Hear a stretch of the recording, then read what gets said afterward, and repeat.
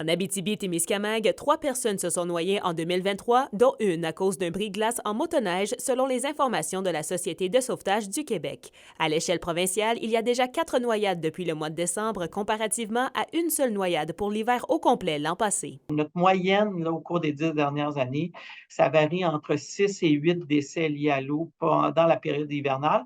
Mais la particularité qu'on a, c'est qu'il y a quelques événements qui, au total, a causé à eux des multiples noyades, là. Le vice-président de la Fédération des clubs de motoneigistes du Québec pour l'Abitibi-Témiscamingue, Mario Poirier, affirme que plusieurs endroits sont à surveiller. On parle de lac Blouin, lac Malartic, lac Figuerie.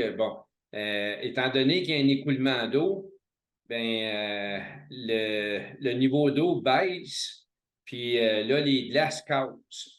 Puis souvent, ça aussi, ça peut être des pièges. L'Association des chasseurs et pêcheurs de Rouyn-Noranda a dû ajuster ses activités en raison de la température imprévisible. On avait prévu de faire des activités de pêche blanche, mais étant donné que notre année est assez particulière cette année, on a décidé de reporter, de canceller notre activité, étant donné qu'on ne peut pas avoir une certitude que le plan d'eau, les champs de glace étaient sécuritaires. Pour les amateurs qui souhaitent commencer la pêche à glace sur le lac Ossisco, il sera bientôt possible de le faire, étant donné les bonnes conditions. Ça devrait commencer dans une semaine à peu près.